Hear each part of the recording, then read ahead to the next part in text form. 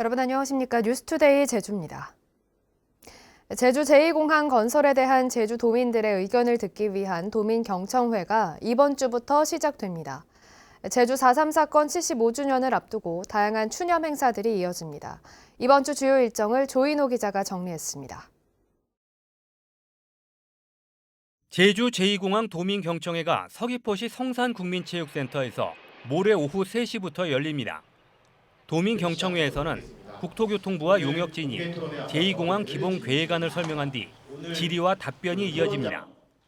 제주도는 제2공항에 대한 찬성과 반대 의견 모두를 아울러 가감 없이 국토교통부에 전달하겠다고 밝혔습니다. 도민경청회는 다음 달 6일에는 서귀포시 청소년 수련관, 다음 달 24일에는 제주시 농어업인 회관에서도 열립니다. 제주 4.3 사건 75주년을 앞두고 추념 행사가 이어집니다.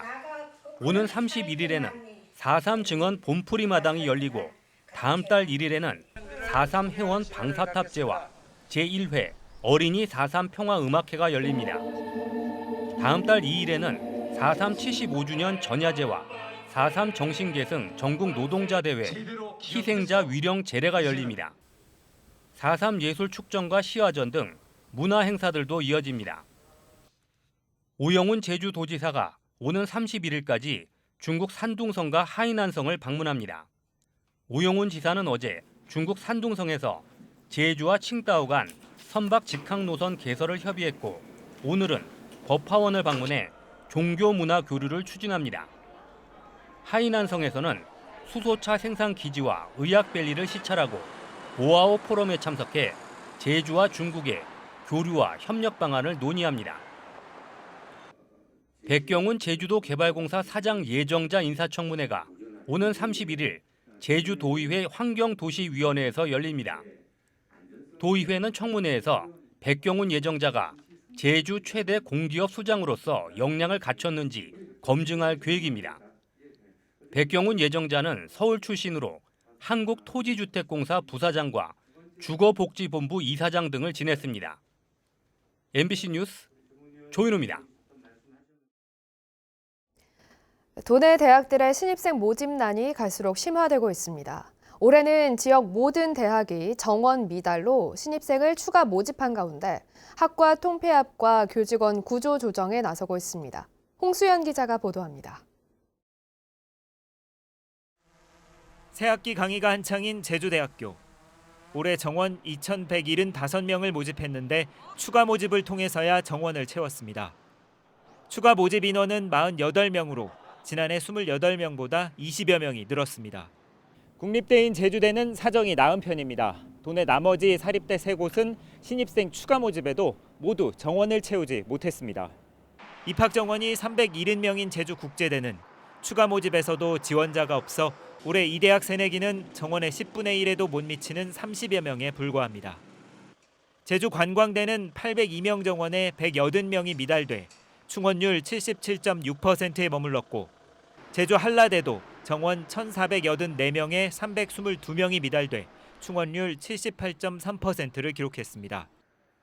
정원조차 채우지 못하는 상황이 이어지자 대학들은 학과를 통폐합하거나 교직원을 줄이는 등 구조조정에 나서고 있습니다. 제주관광대는 올해부터 국방기술부사관과 등 2개 과를 폐지하고 조교는 1명이 여러 개 과를 담당하는 통합조교를 도입해 12명에서 6명으로 줄였습니다. 제주국제대도 17개 학부를 9개로 축소해 100명이 넘던 교수진을 60명대로 감축했고 45명이던 교직원은 20여 명으로 절반 가까이 줄였습니다. 이렇게 대학마다 구조조정이 이루어지면서 학생들 사이에선 불만의 목소리도 나옵니다. 같은 수업료를 내지만 수강 과목의 폭은 줄었고 교수들이 행정 업무까지 맡다 보니 강의의 질도 떨어질 우려가 있다는 겁니다. 바로 폐경됐고 이러니까 수업이 일수가 엄청 줄어들고 희망하는 그 수업이 없다 보니까 이제 학교 다닐 의미가 없다라는 걸 또 애들도 그냥 직접 보여주고 있는 것 같더라고요. 학령 인구 감소로 지역대학의 신입생 모집난은 앞으로 더 심해질 것으로 예상됩니다. 더 이상 학과 통폐합이나 정원 감축 정도로는 대응이 어려울 것이란 어두운 전망도 나오고 있어 보다 근본적인 대책이 마련돼야 할 것으로 보입니다. MBC 뉴스 홍수현입니다.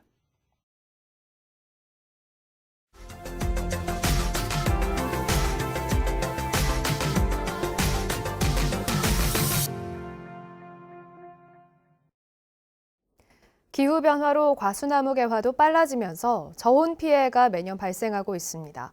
온풍기와 맞품형 송풍관을 이용하는 새로운 방법이 개발됐는데 열 효율이 높아 효과가 좋다고 합니다. 김건엽 기자입니다. 올해 백권 만개 시기는 울산 4월 3일을 시작으로 평년보다 2일에서 9일 정도 빠르고 복숭아는 최대 열흘이나 빠를 것으로 예상됩니다. 온난화로 과수꽃 피는 시기가 빨라지고 있는데 이맘때면 꼭 갑작스런 추위도 찾아와 저온 피해가 발생합니다. 한 해뿐만 아니라 최악의 경우 3년간 농사를 망치게 됩니다. 중심화가 폈을 때 냉해 피해를 입을 경우 열매가 맺혔을 때도 기형과가 생기고 썩는 그런 병이 생깁니다. 4, 5월 개화기에 집중되는 저온 피해 면적은 최근 5년 사이에만 전국적으로 10만 헥타르에 육박합니다.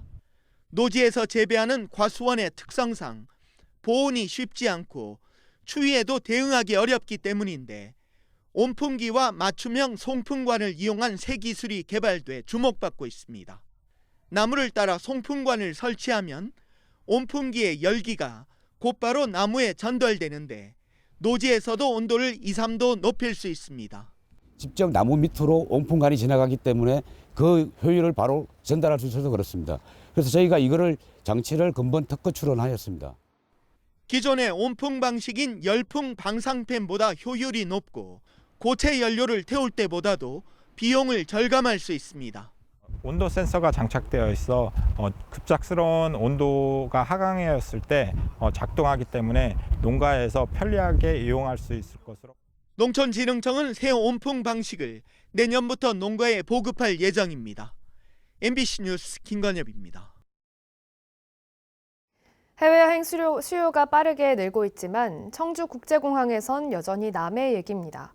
국제 정기 노선이 재개된 지 2달이 넘었지만 지금도 한 개 노선뿐이고 예정됐던 추가 취항은 늦어지고 있습니다. 왜 그런지 정재영 기자가 취재했습니다. 지난 1월 약 3년 만에 국제 정기 노선이 재개됐을 때만 해도 청주공항 국계선의 잠정 취항 일정은 이달 말부터 줄줄이 잡혀 있었습니다. 먼저 4월 3일 일본 오사카 취항을 예고했던 거점 항공사 에어로케이. 예정대로라면 지난주 토요일 오사카를 오갈 2호기를 들여왔어야 했지만 일정을 한 달 정도 미뤘습니다. 급증한 항공 수요에 항공기 확보 경쟁이 벌어지면서 먼저 빌려간 다른 항공사의 기체 반납이 늦어져 도입 일정에 차질이 생겼다고 설명했습니다. 첫 국제선인 오사카 취항은 5월 12일로 잠정 연기됐습니다. 3호기 도입 역시 미뤄져 일본 나리타는 6월쯤, 대만 타이페이는 7월쯤 가능할 것이라고 덧붙였습니다. 반납된 비행기를 가지고 저희가 바로 이제 저희 회사에 투입할 수 있는 부분이 아니고 저희한테 맞는 또 스펙으로 변경도 해야 되고 또 외관도 당연히 에어로케이 비행기로 랩핑도 해야 되고 이런 좀 시간들이 필요하기 때문에 대표이사가 직접 나서 3월 말에서 4월 초 태국과 대만 노선 취항을 언급했던 티웨이도 계획을 수정했습니다. 대만의 경우 코로나19 인력 감축 여파로 현지 조업 인력 확보에 어려움을 겪으면서 일정을 잡지 못했고 태국 방콕도 다음 달 말로 취항 계획을 짰습니다. 다만 5월 중순 일본 오사카, 6월엔 베트남 야짱과 중국 옌지 취항을 추가로 예고하고 있습니다. 3, 4월 취항을 준비했었는데 현지 조업 문제로 취항일이 현재는 조금 연기된 상태이고요. 기타 이제 나머지 노선들이 좀 확대가 되었습니다. 다른 노선은 4월부터 시작해서 청주공항의 첫 미주 노선인 오사카 경유 괌 노선을 운항했던 제주항공은 취항 재개 계획이 없습니다. 코로나19 사태로 항공기를 8대 줄였는데 전 세계적으로 항공기 확보 경쟁이 붙으면서 재도입에 난항을 겪고 있다고 밝혔습니다. 지방공항 국제선 운항은 올해 넉 대를 들여온 다음 검토할 수 있다고 설명했습니다. 국제 정기 노선 재개에 석 달째를 맞았지만 베트남 다낭 한 개 노선뿐인 청주국제공항. 충청북도는 기존 국제 노선 재개에 1억 원, 신규 정책 노선 취항은 최대 5억 원을 항공사에 지원할 계획입니다. MBC 뉴스 정재영입니다.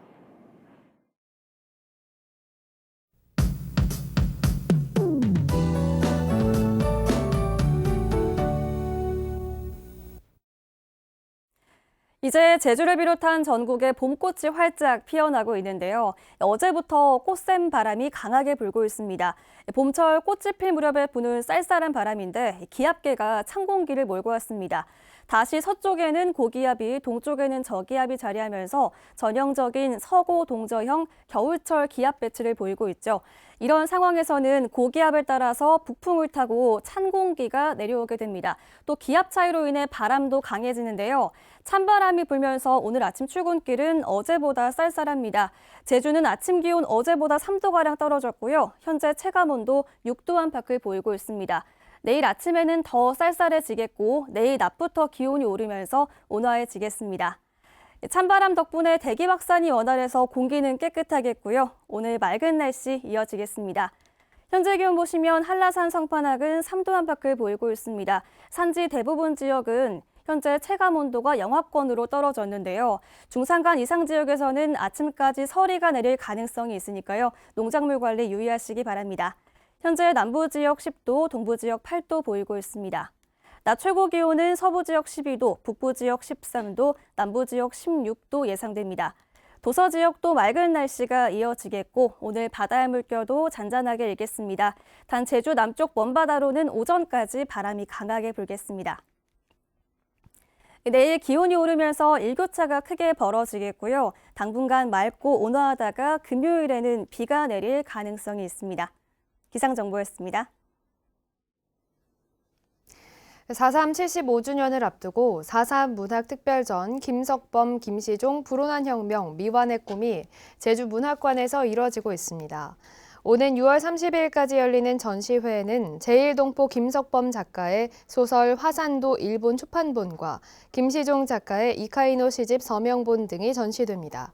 오는 5월에는 작품 속에 등장하는 4.3 유적지 탐방 행사도 열립니다. 제주도 민속자연사박물관이 4.3 75주년을 맞아 고 오성찬 선생의 기증 자료에 대한 아카이브 사업을 추진합니다. 오성찬 선생은 문학인이자 향토사가로 1980년대부터 도내 마을 곳곳을 찾아다니며 4.3 관련 증언과 옛 제주 사람들의 삶과 민요 등을 채록한 카세트 테이프 521점을 1997년 민속자연사박물관에 기증했습니다. 제주 지역 소주업체인 주식회사 한라산 소주는 제75주년 제주 4.3을 맞아 제주 4.3 평화재단과 4.3 희생자 유족회에 소주 1,200병을 기증했습니다. 한라산 소주는 지난 2019년부터 4.3을 앞두고 한정판 제품을 출시하고 있으며 이번에 기증된 제품은 마을별로 봉행되는 위령제에서 사용됩니다. 제주 바다 생물 다양성을 기록하기 위한 시민과학 프로젝트인 산호탐사대가 오늘 서귀포 범섬 앞바다에서 첫 번째 수중 탐사에 나섰습니다. 산호탐사대는 앞으로 매달 셋째 주 토요일에 시민들과 함께 천연보호구역인 서귀포 문섬과 범섬 앞바다의 산호 종 다양성과 해양 생태 위험 요인을 조사할 예정입니다. 녹색연합은 시민들과 함께 조사한 자료로 산호 서식 분포 지도와 산호 도감을 제작하고 해양 보호구역 관리 정책 제안을 위한 기초 생태 자료로 활용할 계획입니다. 사망자 수가 출생아 수보다 많은 데드크로스 현상이 제주에서 19개월째 지속되고 있습니다. 통계청에 따르면 지난 1월 제주 지역 출생아 수는 345명으로 전년 대비 5.4% 줄며 11개월째 감소세를 이어갔습니다. 반면 사망자 수는 448명으로 1년 전보다 14.8% 늘면서 2021년 7월부터 19개월째 사망자 수가 출생아 수보다 많은 현상이 이어지고 있습니다. 코로나19로 중단됐던 제주 상하이 노선의 항공기 운항이 3년 만에 재개됐습니다. 어제 오전 중국 상하이를 출발한 중국 춘추 항공 여객기가 승객 112명을 태우고 제주에 도착하는 것을 시작으로 2020년 코로나19 사태로 중단된 지 3년 만에 제주 상하이 노선이 되살아났습니다. 춘추항공은 앞으로 주 7회 하루 2편씩 제주와 상하이를 오고 갈 예정입니다. 한편 경영난으로 3년 동안 운항을 중단했던 이스타항공도 어제부터 제주 김포 노선에 운항을 재개했습니다. 올해로 20번째를 맞는 제주 MBC 국제 평화 마라톤 대회가 어제 한림읍 일대에서 열렸습니다. 이번 대회에서 남자 풀코스 부문에선 박한두솔 선수가 2시간 38분 46초로, 여자 풀코스 부분에선 이정숙 선수가 3시간 9분 44초의 기록으로 우승을 차지했습니다. 이번 대회에는 남녀 풀코스 외에도 하프코스와 10km, 5km 건강 코스에 국내외 3,300여 명이 참여했습니다.